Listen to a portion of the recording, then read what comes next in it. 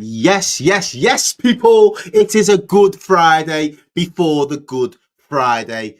And I am in a fabulous mood. I hope you guys are in a fabulous mood wherever you're watching from, whatever time of the day it is, whether it's morning, noon, or evening time. We are the Red Cartel. I've got a panel of cartelists in the building, live and direct here on Red Men 2. I am your boy Errol, and I am going to take you through the next hour. We're going to chop it up with the lads. Friday night settings, you know the vibes. So if you haven't already, grab a drink, relax, and we're going to break it down for you because there's been a lot happening in the football world. Some really good stuff on the pitch this week, some important stuff in the boardroom, and the occasional clanger as we kind of got used to with certain players, and I'm sure we will touch on them. But before we do, I am just going to welcome all of my panelists that have joined us so far tonight. Jifty is en route. He has just dropped us a quick message as well.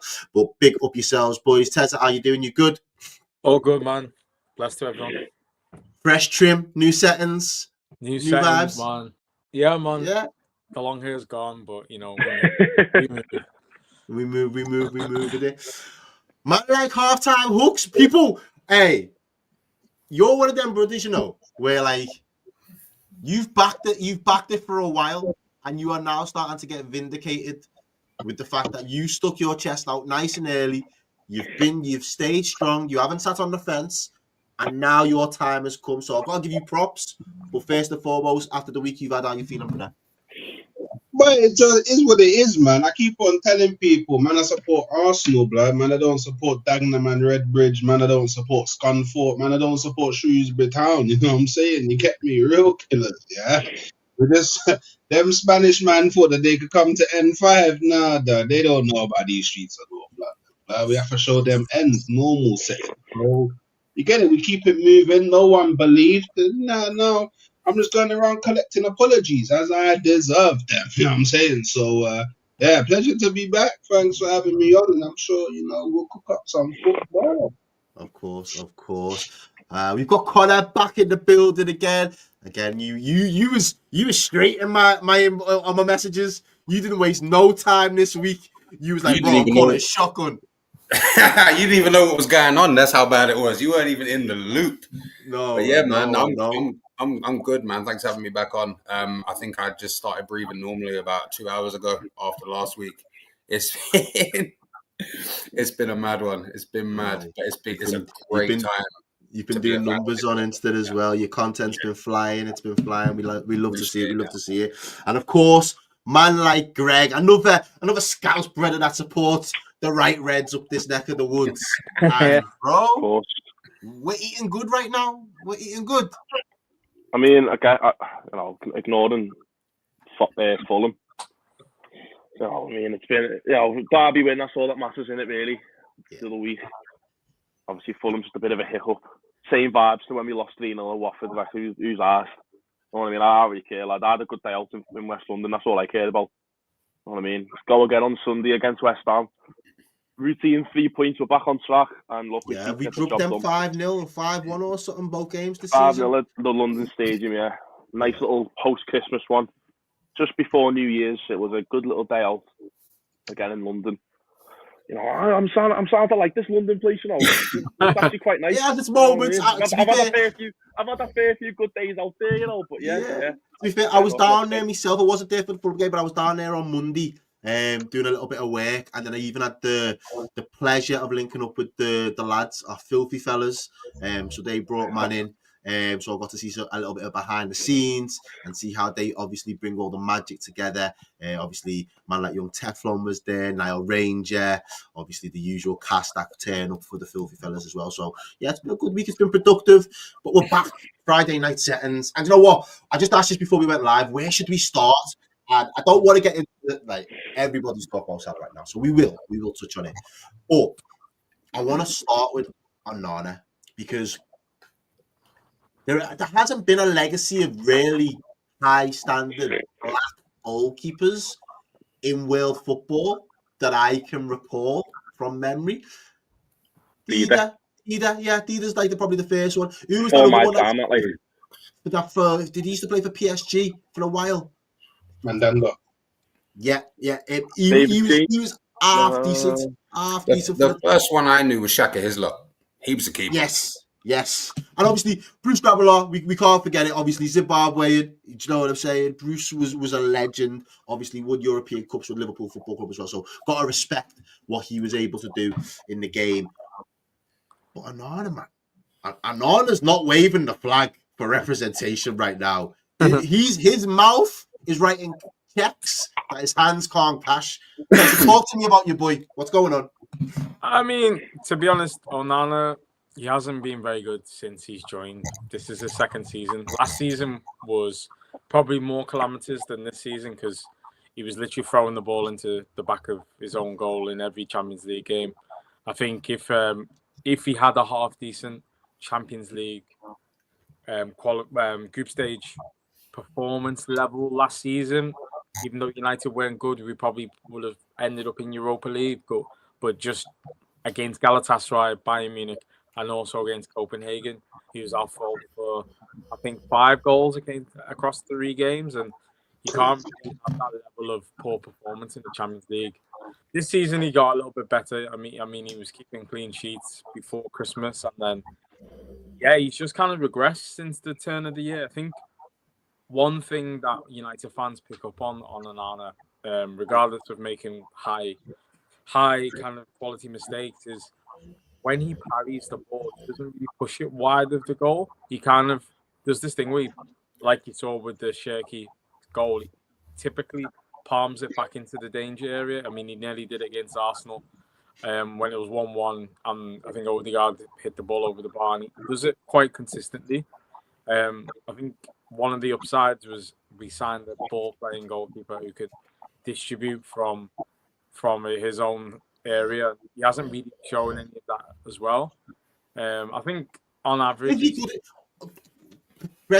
he good enough to be a Man United goalkeeper, lad? Let's just call a spade a spade. Is he good enough to be your goalkeeper?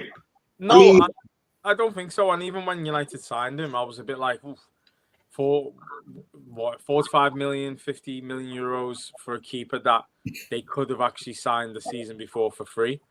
Like, he was available for free because his contract finished at Ajax after suspension. So I was thinking, if you wanted him then, you could have got him, and then you waited a year.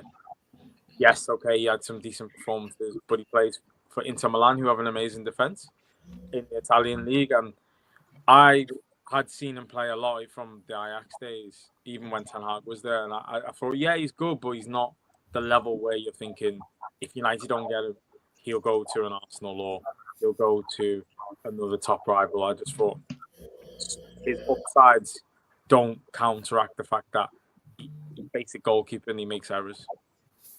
In all fairness, though, like, you kind of got a ball playing goalkeeper, but you don't really play out of the back too well. Like, I mean, especially under Ten Hag, like, you didn't really play too well out the back. So, you didn't really have the kind of setup that makes sense for him to be there. So I feel like more often than not, he's forced into scenarios of like pinging it diagonally across the pitch and just hoping it. And he's confident in where he kicks it. It's just like, and then it's like you're kind of forced into transition every time, like, because like it's at 50-50 now, where if you just had maybe more people that were more comfortable picking up the ball like from him just outside the box and then building up through the middle, like, he'd probably be a lot better. I mean, like, from that perspective, he definitely suits a team that's like, maybe he would suit a team like, I don't know, Arsenal or Chelsea that actually play out from the back. But is it true that he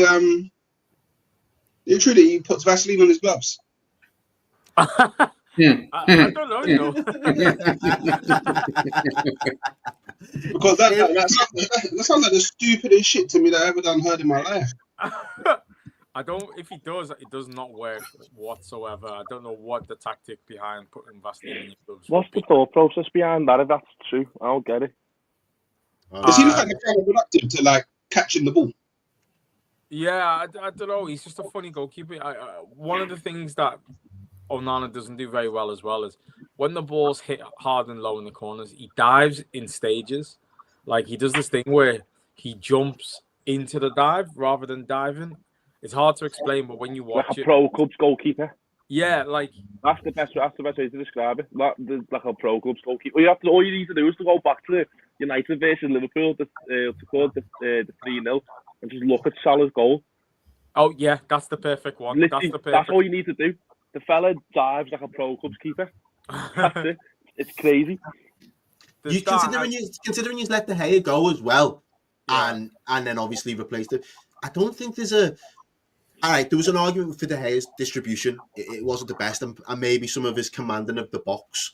But in terms of his shot stopping and what he had done for Man United, the seasons that he performed, I think he was your only Premier League winner at one point in time as well in the squad for a while. Obviously, when Ronaldo came back, but different era. You sit there, you look at, you think, is there actually a compartment in his game that he is better than De Gea? Has he actually been able to display that? I'll say, yeah, he's definitely more proactive in coming off his line and claiming crosses. I think that is one area that I think he has the upside in De Gea. De Gea, yes, he was great from 2014 to about 2019, but from that, after the 2018 World Cup, his shot stopping did actually kind of slowly decline to the last 2 years, fall off a cliff a little bit. He would make the odd spectacular save, but there's so many games I could go back and say De Gea should have saved that. The ball used to fly underneath his feet, through his legs, his arms started becoming more brittle. So I think it was the right time to get rid of De Gea, but I think we didn't need Onana as the only keeper as a replacement. That was very much as Ten Hag's the manager. We need to back him with the goalkeeper he wants. But I mean, there's a lot of goalkeepers out there who can play out with their feet and they're not high profile. No cap. Kelleher's a better goalkeeper. Yeah, he is. And I'd prefer a goalkeeper who's gonna save shots and only pass it long and not be able to kind of get on the half time like Alisson or David Raya or ping it right through the lines. If you know they're going to do the basics really well. Like I'm a fan of, I think at the time before he signed for Brentford, Mark Flecken, he was in the Bundesliga. And when De Gea was kind of like waning, I was like, just go and get a solid goalkeeper who can do the basics well and then have them for 2 years. And then if a younger, more trendy, let's say, goalkeeper comes on the market, then go and sign them. But the idea of you have to sign Onana because Onana's played with Ten Hag and played the 2 Champions League finals and stuff.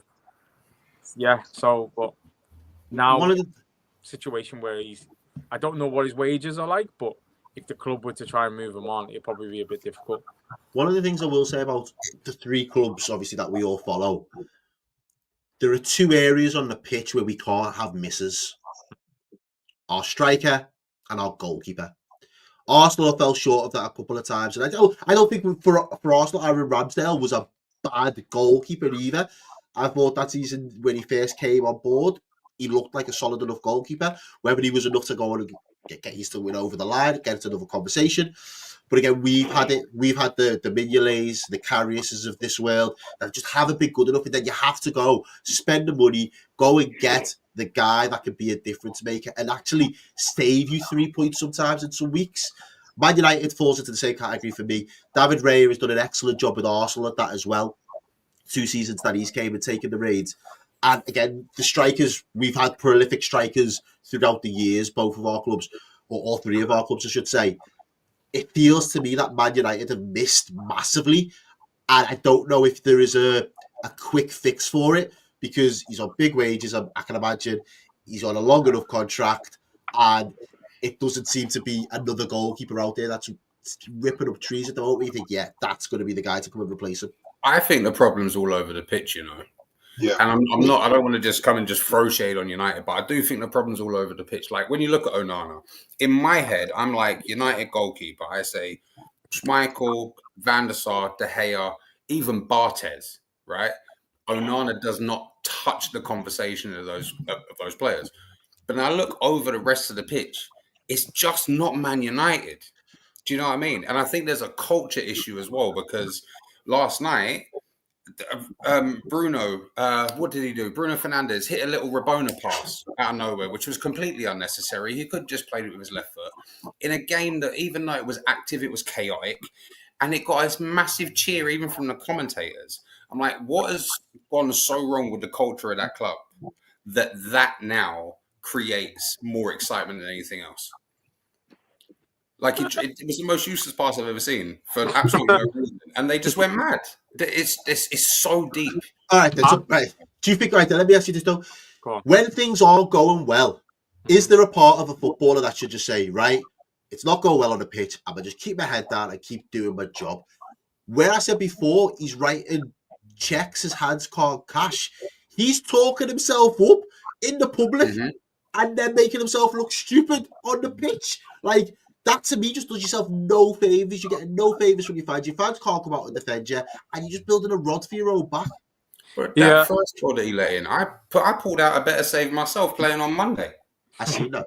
It was a good save, right? I see it. Yeah. I can back that. I think for Onana though, ever since he's walked into, even prior to being at United, he's always had this confidence. He believes in himself.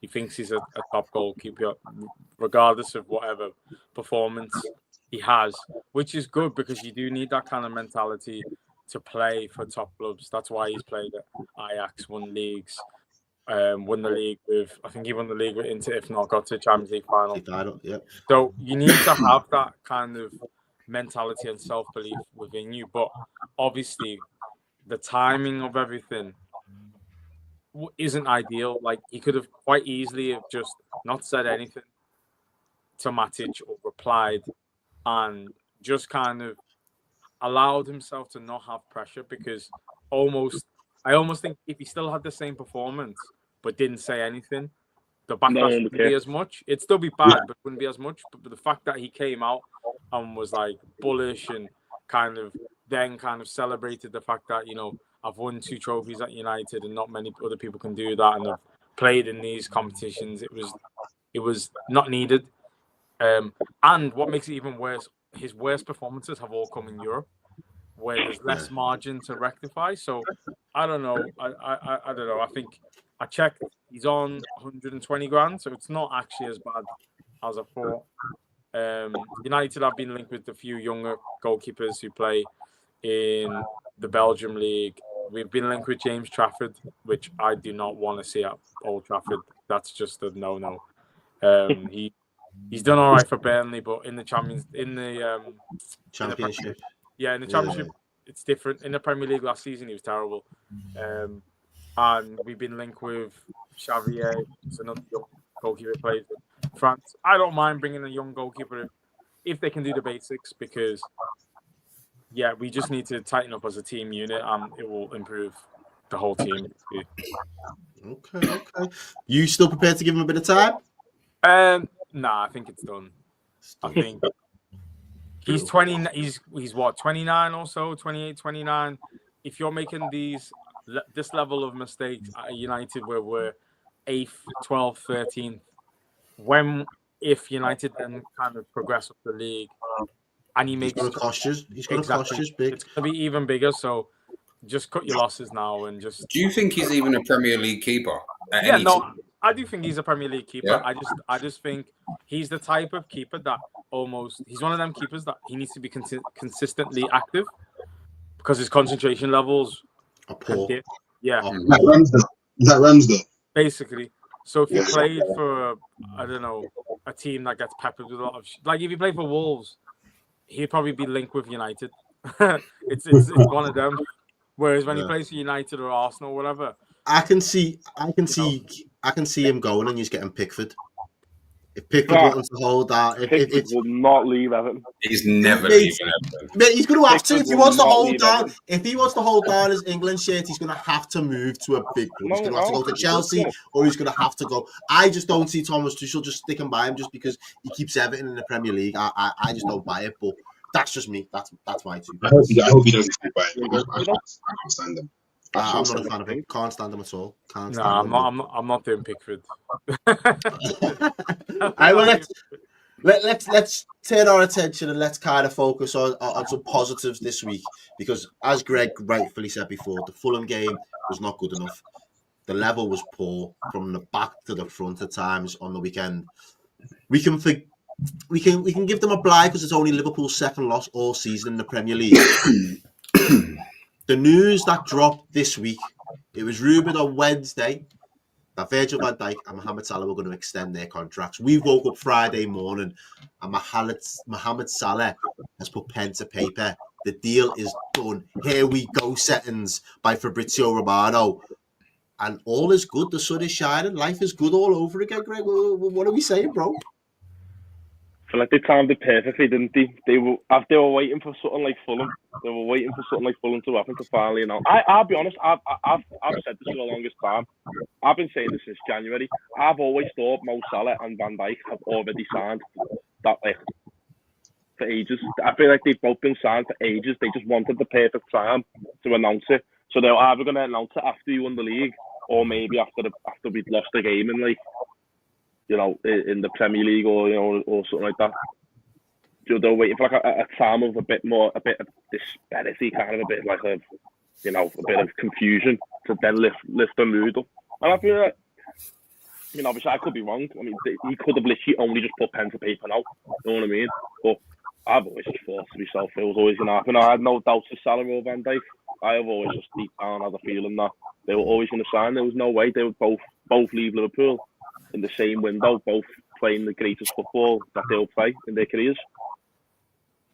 No, it's fair. It's absolutely spot on in my eyes. And to be completely honest with you, it come at a good time, because had we gone into the weekend dropped any more points, the momentum seems to be swinging towards Arsenal's favour, obviously off the back of a good midweek. There might be a little bit of Liverpool leaving the door ajar. There's a slim chance, but while there's a slim chance, Arsenal might ram through it and just try and take it. Liverpool now have given themselves an opportunity to just gain momentum just like that. We didn't have a game midweek to rectify the loss, but this is now hopefully give the fans, the players, the manager, and all of the backroom staff that opportunity now to say, right, we're up for it all over again. We've got a new breath of life into this back end and into this running. So you guys as rivals, or the two... That's some super hopium, bro, man. Like, bro, come on. Let's not do that, man. Like, for one, yeah, I don't think, like, regardless of what happened regarding anything, you could have not signed. Salah could have not signed this week. Salah could have even come out and said this week that he's leaving. You still would have beat West Ham. Like, come on, it's West Ham. Like, you man punched them up at their ground, like them coming to Anfield. That game there, you was always gonna win. Yeah. Now, if you lot need, yeah, Salah and Van Dijk to sign to give you the boost that you shouldn't even need, because it's so difficult for you man to not win the league now. You man don't deserve the league. If you man you don't deserve it, bro. It's just that real. Like, what am I hearing? Oh, the new lease of life killed it. That's not the mentality I want to be here. What did you think? If Salah didn't sign, it was going to slip away? Hold that. Killed it. Dead. It's all right. Don't worry about it. The league. I didn't say it was going to kill it. No. So don't get it twisted, right? I didn't say it was going to kill it. I just felt that we looked a little bit flat. And in terms of actually just trying to find a little bit of juice, when Need for Speed settings back in the day, and you got on a long stretch of road, and now you can see the other cars in your rear view, you check your mirrors, and all right, they're closing in. What have I got in reserve? A little bit of NOS. And that NOS, they don't know you've got it, but we knew we had it. So when you've got a trump card up your sleeve, sometimes you've got to play it and activate. And that's what I felt like. There shouldn't be a trump card, man. That's embarrassing. It's not like a second window, is it? It's just a bit of inspiration. You know what I mean? That's all it is. It's obviously you need moments and moments of hope and moments of inspiration to go on and win the league. Look, there's still 7 games left. That's 21 points to fight for. Do you know what I mean? No, but that is what it is, though. That is the truth of it. No, that's the truth. That is the truth of it, though. Yeah, I think to kind of Errol and Greg's point, because Liverpool went up to Champions League, lost the Carabao Cup, Derby didn't go too well, lost to Fulham.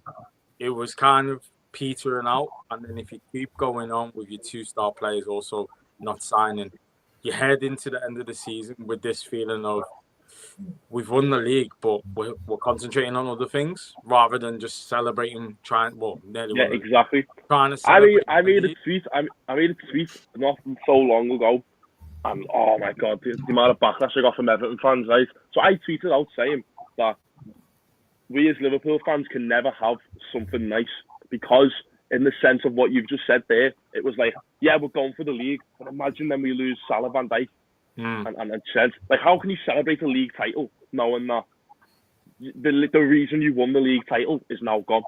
You know what I mean? That's what it is. That's what it is. But now, because it's not just a sense of getting over the line this season. It's a sense of, right, we go again next season.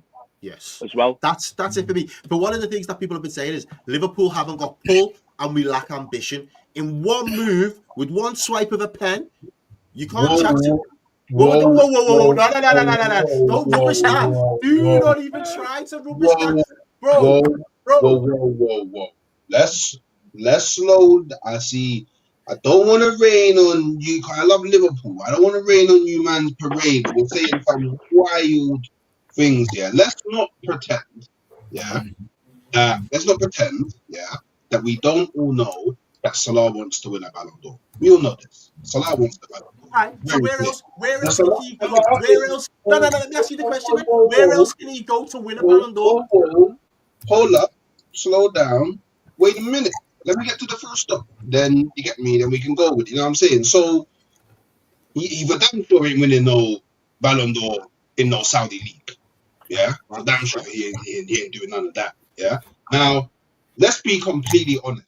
Does Real Madrid need him? No. Does PSG need him? No. Does Barcelona need him? No. Can't afford him. Does Man City need him? No. Yes. Do you know what I mean? Like, all of the places, does Bayern need him? No.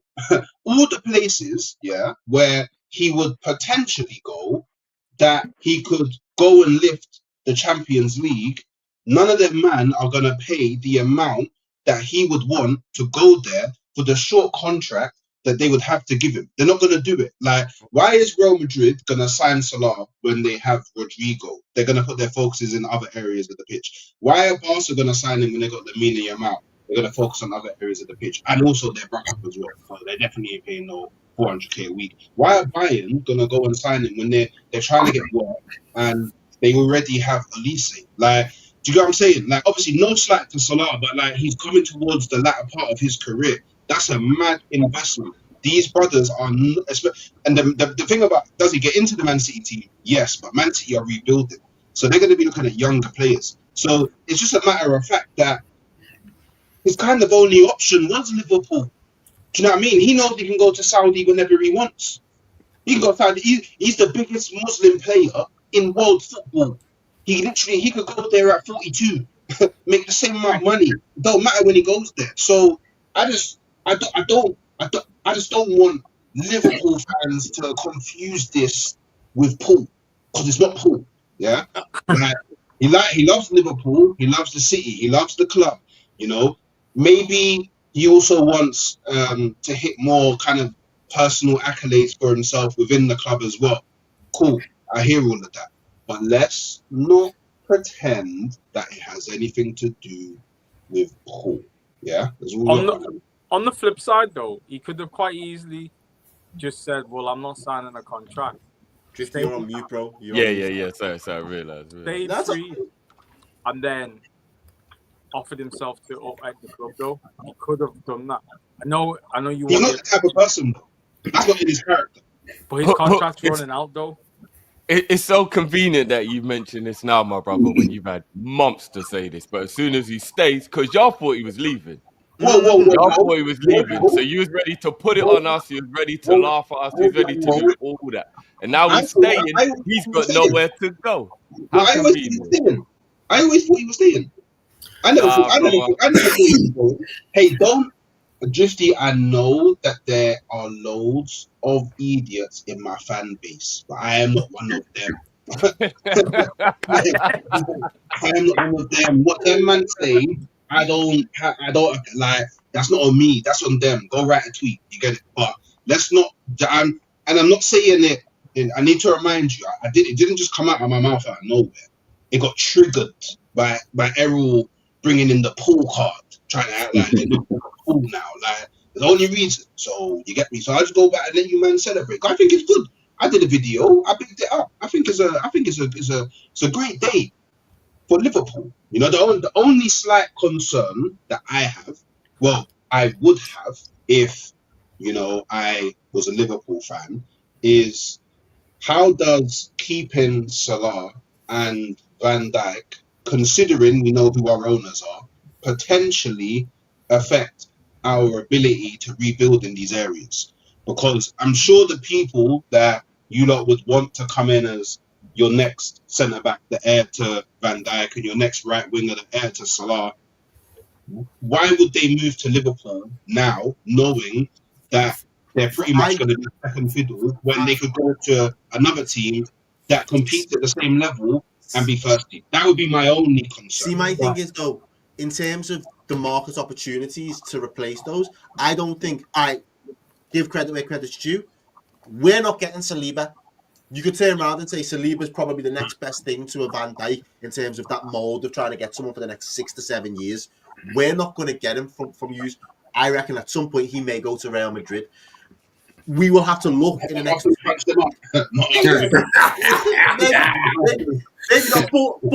Maybe out.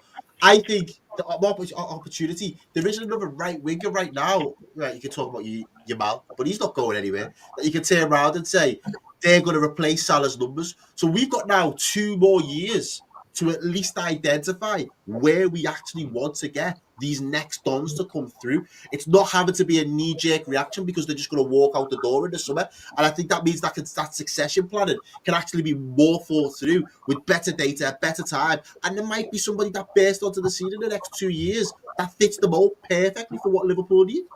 Do you know what? I'll even go as far to say, yeah, and it's going to sound mad, yeah, but let me land and let me get to the full stop in it, yeah. And I'm disclaimer, I love Liverpool. Guys, I have to wear a disclaimer because I know after what I say, people are going to think I'm a Liverpool hater, and I think we're very similar. You get me? So I think signing Salah to a 2-year contract shows a lack of ambition from your club and your sake. Yeah. Oh my God! He said, "Let him get to the full stop, Greg." He said, "Let him get to the full stop. Let him get to the full stop." Because if I was a Liverpool fan, I would be saying, FSG, you've done me dirty since you signed Van Dijk and Alisson. Bring me Isak. Bring me Rodrigo. I would demand that. I would say, I'm Liverpool. I'm not Tottenham. I'm not West Brom. I'm not Bolton. You get me? Do you know what I mean? I'm Liverpool. Realistic. It's less realistic. Just quickly though, like, do you think, yeah, if Liverpool go, by the way, Real Madrid starting offer, 90 million plus 10 add-ons, you don't think Real Madrid are going to go, ooh, you know what, yeah, if you give us maybe 95 plus 15, spread out how you get me, then we'll have a conversation. Cool. I don't think Liverpool ever do that. Well, what player? Yeah, He said Rodrigo. Rodrigo and Isak. Well, you think if you go to Newcastle? This is the thing I'm saying about Paul. This is where you missed my point about Paul. Because if we've got so work with me now. We've got Salah. We're keeping Van Dijk as well. These players are not staying because Liverpool don't have the ambition. They're going back to the owner saying, "All right, if we stay, what comes with us? You're getting rid of some deadwood up top. Who's going to be my Mane? Who's going to be my Bobby Firmino going forward?" They'll have identified them and put them in front of Salah and said, "These are our top 3 in order, and we're going to try and go after them. And if we get them, are you happy with that?" And he's going to turn around and say, "All right, I still think I can win because you're going to bring me the tools to be able to still win." That's why I still think there's the pool. What if you don't? But what if you don't? Like, this is what I'm saying. What if you don't? Like, because I thought this, I kind of touched upon it. We've still got a 20-plus goal a season forward. Yeah, but that's all well and good, yeah. But you've had Salah. When was the last time you had a 20-plus goal a season forward? You've had Salah. Who was your last 20 goalers? Wait, whoa, brother man. I know it was him. Even that's for a minute. Whoa, slow down, bro. Like, I'm not trying to have war. Like, it's not an Arsenal versus Liverpool thing. Like, I just need you to understand, you've had Salah for 8 years. and this is only the second season you're going to win the Prem. Yeah, so let's not act like just having Salah alone guarantees you Only only 2 league titles, brother. Yeah. and we've won a Champions League. We've been to 3 Champions League finals. How will I ever Okay, live you were the best Premier League loser. You get me? Like, I just need people to look. So Like, if we're the best losers, what are Arsenal? all I'm doing here, yeah, is I'm just trying to like help you guys understand that you're Liverpool, yeah, and you should be aiming for the stars. You're not Tottenham. You know what I mean? Bro, we don't know this. Arsenal. You've won the most trophies in England. You're the most successful side in English history. So when we get to June the 31st, then you see Liverpool putting in a bid for Isak. We don't know what's going to happen, bro. So we have no idea. I agree. You know, Salah's staying and Van Dijk's staying. I And agree. that is a good foundation. I touched upon it in my video. I did say, if Salah's signing and Van Dijk is signing, there must have been a bit of conversation around, okay, cool, I love the club, I love the city, my family's settled, yada, yada, yada, but I need to know what we're doing in the summer. I need to know what's going to be going on in the summer. And maybe they said something that they thought, okay, cool, it makes sense to stay here. But let's remember, yeah, your owners are very similar to mine. And there's been many times I've heard war chest, 300 million war chest, 250 million war chest. And I'm leaving windows very, very disappointed. Just how them man lie to the fans, they can also lie to the players. Bro, our owners don't even promise us war chest, bro. So we know about all of this. We know what it is. I know it is. We've never really capitalized from a position of strength. This to me feels like the first time when we're saying, right, we're going to solidify our thing. We're going to win the Premier League, but we're going to give ourselves the best chance to go to retain it and win more next year. And I'm happy with that. I'm not going to let you piss on my parade today. It was a good attempt. It was a very good attempt. Lad, I'm not allowing myself to get gaslit here, lad. I'm sorry. This is I'm not having it, mate. We've gone from having no pull, then we've managed to keep both of our best players on contract, and then it's all of a sudden, but he's probably signed because then it's been like this player who's got him in, lad. I'm lost, lad.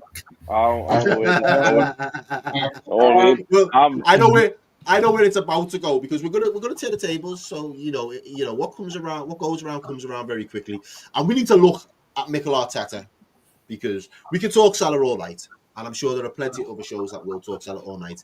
But I feel like after the week that Arteta's had in Europe, I think I am ready to start doing some performance reviews as part of the cartel, and looking at his season as a whole. I'll come to you, Connor, first. Given where you currently are, and potentially with one foot in the semi-final of a Champions League, out of 10, they got both feet there, bro. No. Because Barcelona thought they had both feet. Barcelona thought they had both feet. Nah, bro, they got all they're doing now is just waiting for the concierge to bring their jacket. That's it, bro. The 2 feet are there, bro. They're just waiting for their jacket. We know how demonic Real Madrid is as a football institution, but there's no way Arsenal not going through to the semi-final. Let's be honest. This Real Madrid has got no strength, no structure. At the Bernabeu, anything can happen. Real Madrid stuff, they don't do it. There's no way they do it. Actually, you know what? It's actually mad. I want Arsenal to go through. I hate Madrid. Yeah, I want Arsenal to win it. The one thing I'm going to say before I said, you don't must want the world to end. The one thing I've said for about. Because I'm hollering at Elon Musk if they win, because I'm not staying on Earth. Good. Now, the one thing I've said for a while now, though, is this to me feels like our Barcelona season where it was we couldn't win the Prem, but we had to win that Champions League because we felt like we was winners. Connor, tell me now, what are you rating Mikel Arteta's season as a manager? I'm gonna rate him out of 10. Yeah. I'm gonna go for. I was gonna go for an 8, but I'm gonna go like a 7.8, and I'll tell you why. I take away 2 points because of the League Cup exit and the FA Cup exit. Right. I know a lot of people probably say lower because they're like, "Oh, you've been there for how many years? You're still not winning nothing, not doing nothing." We're still second in the league without Saka for 3 months. Odegaard for 10 games, Havertz out for the season, Jesus out for the season. We lost Martinelli for a month and a half. We've had our 18-year-old come in and solidify a left-back position because we didn't have Calafiori. Gabriel is now going to be out. Ben White was out at the beginning. Marino was out. Right, and now we've got a centre defensive mid up front, and we are still second in the league. With those issues, and imagine if we actually managed to beat Everton on the weekend, we'd be right on your tails with these games coming up. It's good. There'll be pressure all around. With the way things that have gone on with our team, we should be, and there's no disrespect, but we should be with you and Spurs. Yeah. With the stuff that's gone on, and now in the Champions League, like you said, we're in the semi-final, right? Yes, Real Madrid are a great team. But there's no way we are going there, right? And let the comment right here. There's no way we're going to concede 3 unanswered goals. That's what I'm saying. Listen, you Right, go through. Arsenal need to own it. I would like, in my head, I want to give Arteta more, but I can't because we haven't won. But I've also got to take into account the things that have gone wrong for us this year. Things went wrong for you lot a couple of seasons ago. You finished 5th. It's just we expect that drop, and again, that's not a shout on you lot finish 5th. Dig against you lot finishing 5th either, but like we should be a lot lower than we are. Don't you think though? I think seven's kind of, I'd say between 6 and 7, because all those points that you mentioned, I think some of them are on Arteta though. I think part you knew Saka was going to get injured this season. You knew. Yeah, part of the reason why you've had so many injuries is because of burnout from the past 2 seasons and not rotating. Now, after we spoke about that last week, you haven't signed a forward since Willian and Marquinhos days, or Gabby Jesus. Gabby Jesus 3 seasons ago. You've relied on the same attackers, and the way you play with a high press and intensity, after a certain it can only last so long. Yeah, it can only last so long. It was the same. Like I said, after we spoke about this last week, literally like the next day I was on Instagram and a thing came up about how many hamstring injuries there have actually been in the league this season. 116 across. The season before, 135. So it's not just us. It's just this time our best players have been impacted. Thank you. Yeah, I do agree with that. But at the same time, thank you. The way Arsenal play, if Saka's fit for the whole season, he's almost guaranteed to play every minute of every single game. So is Salah. Yeah, so is every other player. No, but so is every best player in every team. The way Slot not different to how he is with Klopp. He doesn't track back half the games. He rests, stays high. It's different. I agree, because even though like the best players are going to play the majority of most minutes every game. Like, look, even back in 2018-19, like you'd have games where Salah didn't start the average Premier League game. You'd have games where Firmino and Mane didn't start. They're playing something. They'll try something different. You know what I mean? You'd have games where Shemp wouldn't start. You've had Klein, and you know what I mean. You'd have games where Robertson didn't start because you'd have Mourinho in. You know what I mean? Like you wouldn't. Milner used to drop in. Milner used to be there as well. You know what I mean? You had games where even our best players were like would not play. But I just think with this season, we're both Liverpool and Arsenal respectively. I'm not going to be a hypocrite here. I think every single game has just seen the best 11 that could be put out on the day, and I think that's what's led to a lot of your problems with Saka. What's it called? Obviously now Gabriel's out. I don't know what the injury that is, but I'm not denying that it's not an issue. Do you know what I mean? Actually, I'm not denying that it's not an issue because clearly it is, but I'm not going to put it all on him. Like the thing about us not signing a striker, I'm infuriated by it. But do you really think he doesn't want to sign one? No, I agree. I wholeheartly agree. Love signing left backs though. Managers. It comes down to squad. They have so little say in it. Managers trust their squad. That's what it is. Realistically. But that's why everyone's called a head coach now, because they don't want them to have as much say in what actually goes on in the team. Our squad depth is terrible. I remember we used to watch our under 18s and reserves playing League Cup matches. I got to watch Andreas Lupoli years ago, one of the best finishers I've ever seen. Never got a first team start, but he'd be in the League Cup. Carlos Vela smashing up the League Cup. Now we've got 8 first team. playing every League Cup match. Doesn't matter if it's against City or it's against Preston. They're still playing the exact same players because squad depth is a big issue. That kind of leans on the point that Hooks was making earlier, but just in the reverse. Then no shade. How attractive are Arsenal if you can't get people to sit on your bench of a better quality than what you have? I mean, I that's a very difficult question for me to answer because I don't actually know who Arteta wants and who he doesn't want. So like, that's a fair point. That's a fair point. Actually, is a fair point. So like, from your perspective, you may not think that our bench is good, but from Arteta's perspective, he obviously has a different view on that. Well, let's take Sterling for example. No, but that would be delusion, wouldn't it? Oh, let's not take Sterling. Why not? Let's take Sterling for example, because he's worked with him at City. He opted to have him. He couldn't say around on the last day. I was like, nah, he's not going to make a difference. But he chose it. He brought him in, and then he's not used him. He's underutilized a player there that is still England international, still a multiple-time Premier League winner. Yeah, that's all great, but like the thing is, Arteta didn't know that Ranieri was going to have the type of like season he's had with the impact that he's had since he's come in. So like Raheem Sterling is probably, I don't know if you can call it unlucky, but it's just, do you know what I think it is? Yeah, I feel that some point in the season, Arteta might have just gone, you know what, like Saka's not here.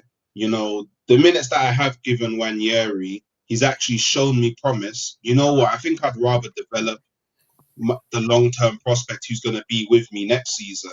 Well, Sterling had the opportunities at first and looked dreadful. Yeah. He was slow, both mentally and actually physically on the ball. He just was not up to scratch. I'd agree. So why don't you have to pull to get a better player in there when you've got that whole window in the summer to do it? Why are you making last-ditch efforts to buy someone who is past his best? See, but this is the thing. This is the thing, like, we all commentate on it, but I actually don't know the ins and outs of how our recruitment works. Like, I don't know if it's like Arteta goes into a meeting with Edu and whoever, and they're like, okay, here's like the first choice, second choice, third choice, fourth choice, fifth choice for each position, and then Arteta just like, cool, I'm fine with any of those names, go and get them. And then obviously then it gets taken over by whoever else, Edu and whoever else, and they're working on it. And it's just them that is unable to get the deal over the line. Because for me, the Sterling loan seemed like we could have done it a lot earlier, but we left it to the last minute because I feel like Eddie was working on something else. But he couldn't get that something else over the line, but we still needed a body. Like, we needed a body. So you know why I disagree on that one? Because your two major signings that you made were Calafiori and Marino, and they were going to the Euros and they were called up. So I think they were pre-planned and thought about well in advance of the Euros, because you would have known they had a chance of missing some pre-season and getting signed later on. And I think Sterling situation, he was told by Chelsea to leave late on. So I think that one was very much an opportunity. So I actually don't think Arsenal were going to sign any forward. I think Arteta looked at the forward line for.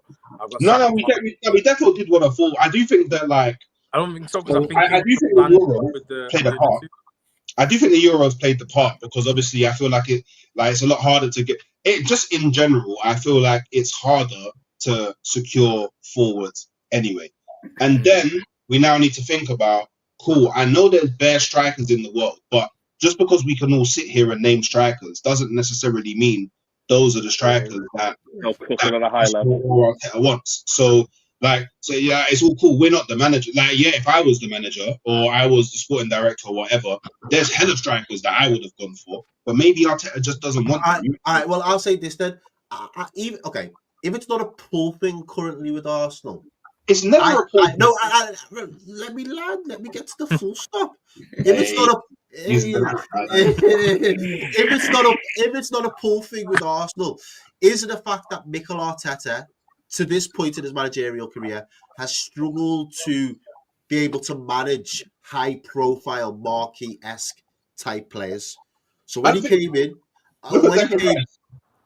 Yeah, but Declan Rice is a lot more humble in his personality and his upbringing and his roots to the footballing stage that he's currently on. But the likes of an Ozil, the likes of an Aubameyang, the likes of a Lacazette, those type of players that knew and felt like they was the ish, he was very quick to be like, I'm gonna start my authority and I will try and make stars as opposed to work with stars. But that's the thing is that's a trend that's continued. But the thing is, that's not okay. It's cool. So that's not Arteta thing. That's an Arsenal thing. Arsenal have always done that. Arsenal have always brought in people that weren't already stars and made them stars. And not always. That's not. I'm calling you maybe 25, 30 years ago. Yeah. Wait. So relax. Wait. Always goes on about Arsene Wenger going buying unknown players like 20, 30 Ks here and there and making them into superstars. Yeah. Okay, fair enough. Back when I was, exactly. a little jit, you know what I mean? When I was about one, right? I'm not one no more. 20 years old now, right? Greg, this is why it's very important. We've done it with Gabriel and Saliba and Martinelli. We're still doing it. This is why it's very important to let me get to the full stop. You know what I mean? Because when Arteta this full stop's doing a lot of heavy lifting tonight, you know, dog. A lot of heavy lifting. When Arteta came in, yeah, the few things that he spoke about at the beginning is we need to rediscover ourselves. Essentially, obviously, I'm paraphrasing, but we need to get back to who we was because we've strayed away.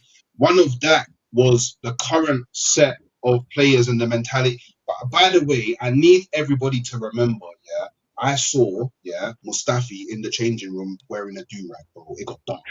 It got real dark. Like, it got super dark. Yeah. So there's that point, but there's also the point as well. Like I feel like a lot of people just miss. Yeah, it's like, cool. Arteta's a young manager who he's coming in and he's got a very distinct way of wanting to play. Errol, Aubameyang, them man, why are they going to listen to Arteta, bro? Who are you? You've never managed before. I've won more than you. I'm actually the bigger profile. That is way too difficult to manage. I think he could manage it now. But back then when he first started out, he wasn't going to be able to manage that. So he went. What are you rating him this season? What are you rating him this season then? I don't know. It's difficult to give him a rating out of a number because my threshold was I needed a major this season. That was my threshold. Because last season, my threshold was I need you to win me a trophy. Because look, I'm Arsenal. Even in the dark days, I've still grabbed something along the way. You know what I mean? So, but last season, I was like, cool. You didn't win a trophy, but you made me believe up until the very last minute of the Premier League, I had a chance of winning the Premier League. So I took my hat off to him for that. I was like, cool. And then you gave your speech. Yeah, we should never be satisfied. We should always demand more. I was like, okay, cool. I'm demanding more now. Going off your words. And what I demand is a major. Now, if you don't bring me a major by the end of the season, I believe that you deserve to be sacked. That's what I believe. I believe you deserve to be sacked. Whether you get sacked or not is a different story because what I believe and what maybe the Cronkays or now Berta believe may be entirely different. Yeah. So if Arsenal decide we're going to go on with Mikel Arteta, then cool. Show me what you're going to do that makes you different from everything that you've shown me so far. Do you get what I'm saying? Like, I feel like a lot of people like to make football conversations very black and white. Like, it's very different. I don't know how to rate him because the aim of the game is to win things. But even though you're not winning things, you're competing at such a level, even at this season with all of the kind of like darkness that we've gone through, you're still outperforming teams that really and truly should be above us. Like even Man City, they hit their slump.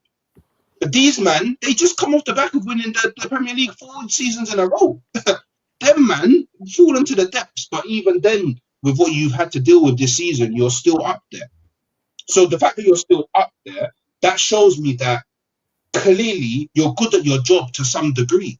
You know your stuff to some degree for you to be able to get a group of players, which I think a lot of people would say. I feel like a lot of people wouldn't take Arsenal players in their team. I feel that when people talk about Arsenal players, I feel like a lot of people wouldn't take Arsenal players in their team. So man, you would take the whole 11. Man, you would take the whole 11 right now. Put your hand off for it. No, what I mean, like, comparatively to other teams. So, like, for example, I feel like someone, before they looked at Saka, for example, they would be like, oh no, I want Yamal, or I want Rodrigo, or I want Salah, or I want Elite. Do you know what I mean? Like, I feel like when people look at Arsenal's players, they don't really rate. Like, nobody wants Martinelli. Nobody wants Trossard. Nobody wants Marino. Nobody wants Havertz. Nobody wants Erdegaard. Like, we've kind of built like a crush of the undesirables. Like, nobody wants them. Do you get what I'm saying? Like, cool. You'll say even Gabriel. Like, there's some people that would rather take, I don't know, Araujo from Barca, or just any other next guy, Milenkovic. I've heard shouts, Marino. Like, I feel like aside from who's generational, Saliba generational. I think now people are starting to realize that Timber, he's pretty much world class. Like, I can't think of a better balanced right back in English football than him right now. Like, but outside of that, I don't think people actually want our players. So for you to be able to do this with players that I don't think anyone like wholesalely agrees on that are world class, and everybody else is getting badded up, you must be sick to some degree. So take what you need, yeah, in the summer, but go and bring in the gunman that we all know that we need. Go and bring in the left winger that's a problem. Yeah, go and bring in another 6. Go and bring in maybe some defensive, bolsters somewhere. Go and bring in maybe another creative 10. And then let's see what Arteta does. But yeah, I don't know, man. Like, it's difficult to kind of assess Arsenal at the moment because it's a tricky one. Like, I'm sure nobody, aside from maybe a few Liverpool fans, like nobody really expected Liverpool to do what they're doing. So if you think about it, if Liverpool weren't outperforming the expectations that everybody had of them, Arsenal would be first. And that's how mad it is. Arsenal would actually be first. So even though Arsenal might be first, they've still regressed in terms of performance compared to the other 2 previous seasons. But that makes sense. That's where disappointments come. No, bro. Even before the injuries, you lot were. Remember, up until January, you shouldn't have played good football. You haven't been playing good football this season to the same level. There's no point before the injuries. There's no point. Up until January, you only had Odegaard missing, bro. What? That's not injuries. You had one member of your team missing up until January or December, end of December when Saka got injured. There's been no point in this season where we've had our entire full squad on the pitch. Yeah, but no team really has that, though. That's why you build a big squad. But last season we had that. Hence why you had a lucky season because that's more of an anomaly. But the point is, when you had everybody, you still couldn't win. Yeah, because look who we were going up against. Look who. No, not necessarily, bro. Because you didn't even get into the 90-point bracket. Exactly. So it doesn't really matter. Who did you get knocked out to the Champions League by? Who did you get knocked out to the League Cup by? We got knocked out by Bayern Munich. We got knocked out by Bayern Munich. No, but Bayern Munich last season was dead. We're dead. Well, you say they win their own league. They win the league every single year, and you didn't win it last year. Oh my God! Like, do you know what? I really don't want to take part in this clearly. No, come on, bro. You know Bayern Munich you were supposed to beat last season. Bayern Munich were whacked last year. Yeah, but you say this, but people don't realize. Yeah, people don't realize that was Arteta and like 96% of the squad's first time ever playing and managing in the Champions League. We got to the quarterfinal and we went up to a team who not only they themselves have the heritage, their manager at the time has won the Champions League. He's known for being cold in knockout football. So, yeah, but you could say Slot's first season and he's going to win the league.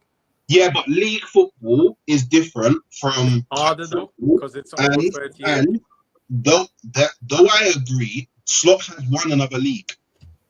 Yeah, Eredivisie. The Ten Hag Yeah, wins but he's one of Eredivisie the- 3 he's times. one of the- What are we doing here? Ten Hag made the Eredivisie look like a walk in the park, bro. It's Yeah. very No, different but to the what Prem. You're talking apples and pears right now, dog. No. But what I'm saying is, Slot knows how to win major things. Like, yeah, you lot may stick your nose up at the Eredivisie, but when he's managing in the Eredivisie with Feyenoord, who's not the best team in the Eredivisie, who doesn't get the same amount of, I guess, financial clout as like a PSV or a Ajax, and wins the league, he clearly is. He's a good manager.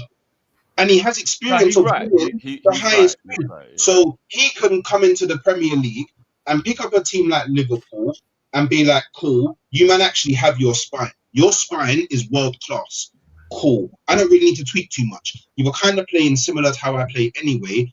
Cool. Let's just go. Few minor tweaks. Let's see what happens. And that's basically what he did. But it's okay for him to win the league because he's a good manager, managing a good team. Like, that has nothing to do with Arsenal. That has But nothing to do with Arsenal. Would you not say though Arsenal have a world class spine, barring a centre forward, similar to Liverpool? Because I would. I don't think that you can say anyone at Arsenal is world class yet. I think there's a lot of players that have the potential. Would you being not You've been hearing all season that Arsenal, this was world Just class. said Timber one. Combined like- 11. I've got 5 players right now in my head who are. Like I said, Name there's them. Go no back, name them, Connor. My I can't 5. do this one. Yeah. Raya, Gabriel, Saliba, Rice, Saka. they're I not would world agree, class. but not Rice. But I agree with the rest. Are you, I'd agree with the rest, but We'll not Rice. be here all day. that is the most. That is pure blasphemy. That is the most outrageous thing I've heard in this entire hour. There was one thing I wanted to bring up, actually, if you got time, just bring up real quick, especially now Go. Hooks is here as well. Now, is Declan Rice, obviously Tez is going to disagree, but look at him this season, moving from what was that 6 to now an 8. He's getting in the goals. We all know he can shoot. He's done it from West Ham days. He's now scored these free kicks. He's involved in everything. Is Declan Rice entering what I want to call his Yaya Toure era? No. You remember? He I was love it. Absolutely not. and then one season, Absolutely out of not. nowhere, Yaya Toure is now in what we see as a modern day 8, banging goals all over the place. I'll tell you why not. Because Declan Rice is one of those. He's a good player. Don't get me wrong, and he's fantastic physically. But he's one of those players that benefits from Arsenal and Arteta putting him in a position. Yaya Toure was running games in the midfield too, scoring 20 goals a season, putting from the. He scored that 20 was one season. It doesn't matter because he was playing one centre back for season. Barcelona, winning the Champions League against Man United. Then he went to DM, and then he went to an attacking midfielder. So he's done it different positions, winning every trophy. Done it with Ivory Coast, and deep in possession, Rice still has limitations. If Rice went back to playing a 6, he still can't receive as well as comparing to But now we're comparing an emerging. Yeah, because Rice has a legacy. similar trajectory as thank DM 8. So you can do the same with Yaya Toure, and I don't think Rice has hit that level. Maybe one day, but I don't see Rice scoring 20 goals in the Premier and running games. Just saying. We'll come back and have the Rice debate. Good play, though. I'll let you come back and you can have the Rice debate on another day. Right now, though, before we round off, I do want scores on the board.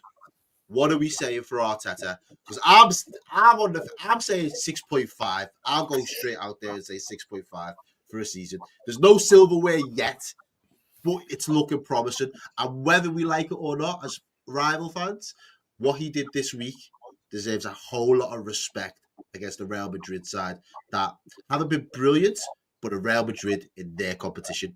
So if he does now, this is your Barcelona season, you have to win the Champions League. I think that is right now he's sitting on a 6.5. He could probably finish on about an 8 if he gets the Champions League over the line. Your lads, what are you saying? Connor's already said 7.8? 7.8 if he wins the Champions League, it's a 9. All right, say less. Teza, what are you saying? I think I agree with you, Errol. 6.5, but if they win the Champions League, it goes to 8. All right, calm. Drift, because I know half-time Hooks says I can't give a definitive number, but have you got anything in mind? Yeah, I'll go 6 as of now. 8 if he wins. 8.5 if he wins the Champions League. By the way, we're all frauds because if Arteta wins Arsenal, the first ever Champions League in their history, he immediately gets an 11 goal out of 10. I mean, I'll just do the same for that. I mean, you got to take into consideration he's winning it when the quality's absolutely in the toilet. But it's fair not, enough. the quality's not in the toilet. Oh, Europe is all over the place, my brother. But it's fine. Go do your thing. To be fair to Arsenal, if they were to win the Champions League, they still gotta go and it's looking like beat Real Madrid twice, beat PSG twice, and they might face Barca in the final. So that's a hard run. It is. I'm just saying, overall, the quality of Europe is just really poor. Is that because you're out of it now? Not at all. Just a joke. No, I think it was poor last year. It's kind of like European football's kind of fallen off a little bit. People aren't paying attention. There's not much going on in Europe, you know. There's not much going on. But do your thing, man. You can only beat who's in front of you. Yeah, facts. And I genuinely think, Arteta is proving a lot of people wrong at this moment in time, but he still has to prove that he can get it over the line. And when he does, there will be a lot of people that owe him a big apology. But as things currently stand, I think he's questionable. He's not exempt from criticism, but he's had a big performance, and I think it'll go down in the history books of Arsenal fans. So, lads, thank you for joining us once again. Another Friday night. That hour just flies. It just goes way too quick sometimes. But you know what? I've enjoyed it. I hope you lads have as well. Give yourselves a big up the panel, big up the chat as well. Thank you for sticking around if you've been watching. Make sure you like, subscribe, share, all of that good stuff. You do the housekeeping because we're gonna keep pumping out the content week by week. Hooks, let people know where they can catch you. Halftime Hooks on the YouTube, the Instagram, the TikTok, and the Twitter, man. Yeah, I post daily, post regularly. All that stuff. So yeah, if you want to have a laugh, you want to come up a vibe, come check me out, man. Standard. Man like Drift, where can the people find you and your content? Just come and find us over at Coppish on all platforms and Drifty TV for my own personal. Man, big weekend. Big weekend coming up. So big up everyone, man. Teza, tell the people what you've got going on. Just on Twitter or X at the moment. I'm gonna start writing again. A couple articles to come in the next couple of weeks. So yeah, just follow me on X at Tezki. Love, bro. And Connor, thank you for joining us once again. Big up for yourself. Let people know where they can find some of your content. You can find me on Connor AFC89, Instagram, TikTok, Facebook, YouTube. Love it. Right. That's it for this week anyway. Big weekend of football. Hopefully the Reds on this side up north can get back on the winning streak and hopefully get that one step closer to number 20. We will catch you guys next week, people. Over and out.